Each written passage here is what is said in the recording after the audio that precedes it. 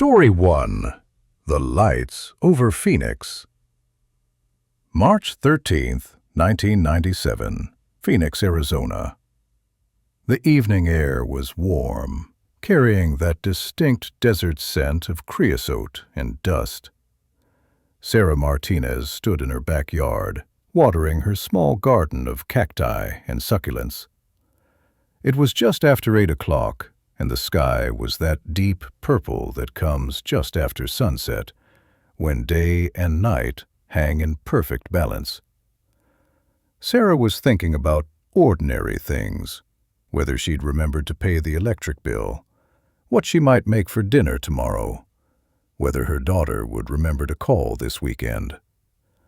The rhythmic sound of water against soil, the cooling air, the distant hum of traffic on the highway, everything was exactly as it should be. Mundane, safe, known. That's when she noticed the lights. At first, she thought they might be planes, maybe a formation from Luke Air Force Base doing some kind of training exercise.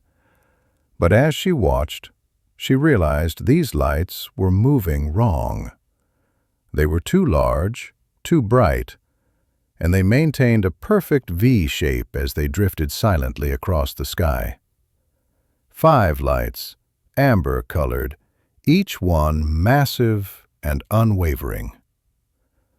Sarah set down her watering can slowly, her eyes locked on the phenomenon above. The lights moved with a strange, unhurried grace, gliding from the northwestern horizon toward the south. There was no sound. That's what struck her most forcibly. Complete silence. Aircraft this size, flying this low, should have been thunderous.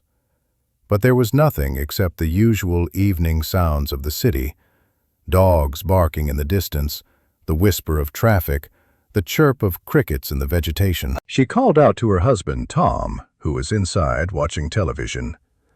Her voice came out strange, not quite her own, carrying a tremor she didn't recognize. Tom emerged onto the patio, beer in hand, ready to make some joke about whatever had gotten her attention. But when he looked up and saw the lights, his expression changed.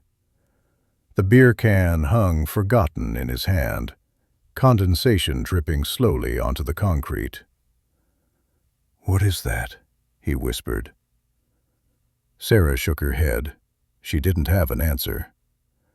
They stood together in their backyard, 2 ordinary people on an ordinary evening, watching something that was decidedly not ordinary drift across the sky above their city.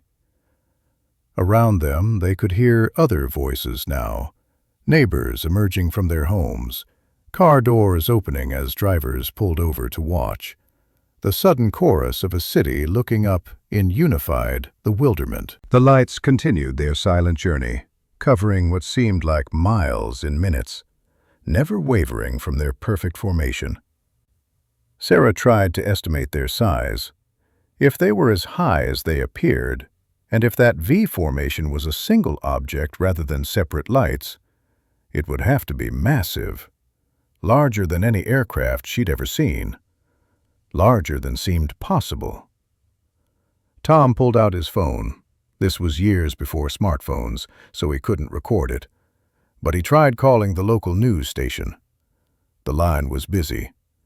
Apparently, they weren't the only ones reporting this. All across Phoenix, thousands of people were watching the same thing, experiencing the same mixture of awe and unease. The lights moved with absolute precision, never flickering, never varying in intensity. They seemed to be at a significant altitude, yet they appeared so large and bright. If these lights were truly massive and truly distant, then they would have to be something beyond any technology she knew existed. As the formation passed almost directly overhead, Sarah felt something she'd never felt before, a sensation of being observed. It was irrational, she knew. The lights were just lights, probably some military equipment or atmospheric phenomenon with a perfectly logical explanation. But the feeling persisted, a prickling awareness at the back of her neck, a sense that whatever was up there was aware of all of them down here, watching as they watched. The lights continued southward, eventually disappearing over the South Mountain Range. The entire sighting had lasted perhaps 10 or 15 minutes. Sarah and Tom stood in their backyard long after the lights had vanished, neither quite sure what to say. Around them, the neighborhood slowly came back to life, car doors closing, people returning to their homes, the ordinary rhythms of evening reasserting themselves. But Sarah couldn't shake the feeling that something had changed. It wasn't just that she'd seen something unusual. It was that for those few minutes, the certainty she'd always felt about the world, about what was possible and impossible, had been shaken. The universe had revealed itself to be stranger than she'd imagined, and there was no going back to the comfortable ignorance of before. That night, Sarah found it difficult to sleep. She lay in bed next to Tom, listening to his breathing gradually deepen and slow as he drifted off. But her mind kept replaying those lights, that perfect V formation, that unsettling silence. She thought about the vastness of space, about the billions of stars and planets out there. She thought about what it would mean if we truly weren't alone, if something else was out there, watching us from above. The official explanation would come later. Flares dropped by military aircraft during a training exercise.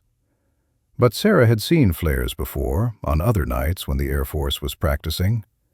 Flares descended, burning out as they fell. They didn't maintain perfect formation and drift steadily across the entire length of the city. The explanation felt hollow, like someone in authority had decided the public needed to be reassured more than they needed the truth. In the days and weeks that followed, Sarah found herself looking up more often. At night, when she took out the trash or got into her car, she would pause and scan the sky.